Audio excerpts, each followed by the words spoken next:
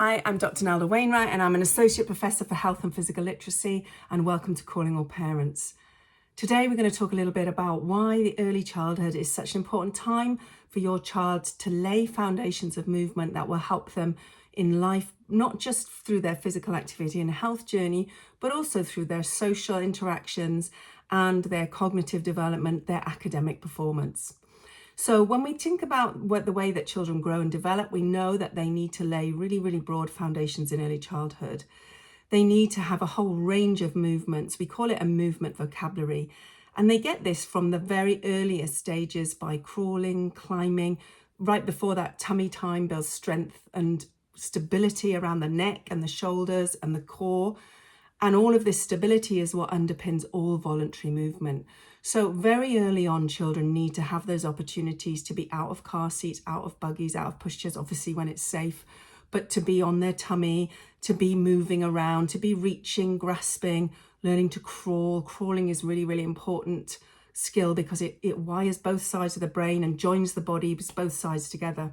So we really need children to have those lovely movement experiences in early childhood so that they have that core strength and stability and the coordination to later on build a much broader movement vocabulary. So we think about it a little bit like when children are learning to speak. If they haven't got lots of words and lots of language, they can't tell us many complex, interesting things. And it's the same with movement. If we don't teach them to move in a lovely variety of ways with control and skill, then they also can't show us movement or use those skills in a variety of ways. So their movement opportunities become quite limited.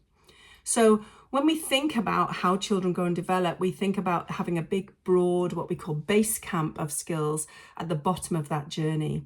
And we make sure that children have these by ensuring they have opportunities to run, to climb, to crawl, to play broadly. They need opportunities to pick up equipment, to manipulate things, have bats and balls and strike things, kick things, throw things.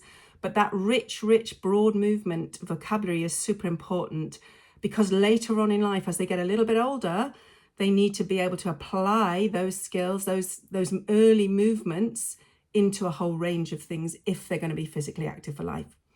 It's also really important for another reason, in that it also helps them to develop their confidence, how well they think they move. And in a later episode, we're going to be talking about what we call perceived motor competence, which is how good I think I am at moving and how that influences later confidence and self-esteem and being physically active. But for now, we're really just going to concentrate on why having a broad-based camp is super important.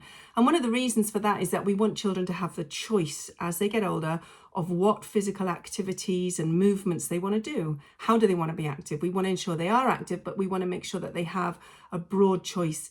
If we specialize children in one type of activity early on, we limit that choice. So we talk about that as early specialization, and it's actually known to be, from the evidence, very harmful for children in terms of long-term physical activity, engagement in sport, in choosing a healthy lifestyle, but also in terms of mental health and their all-round well-being. So what we want is a broad movement vocabulary for children, not a narrow range of skills that they would learn just playing one sport or one type of sport. So for us as parents, what can we do about that? We can make sure that we make sure they have lots of opportunities for free play, so that they are outside chasing around, playing, climbing, crawling, swinging, that they have opportunities with a range of equipment. So bats and balls and spots and cones and bean bags, rolled up socks, all sorts of things that you can throw and catch and play, things that you'll see on the Mini Movers app. There's lots of activities there for them to get that broad base of skills. And then we also need to make sure that we facilitate the right type of equipment with the right type of activities, because there are certain sets of skills, and we'll talk about that in another episode, called object control skills, which can't be learnt just by playing alone. So for those types of skills, we need to make sure that we set up the activities in the right way for them. But as parents, the main message here is to make sure that children are getting a lot of movement opportunities in a range of different activities and a lot of different environments, not just the same places all the time, and with different groups of people as well, because having that big foundation of movement is what's going to help them not only with their academic performance, their social skills, but also with their health and long-term physical activity, and also their confidence and their well-being.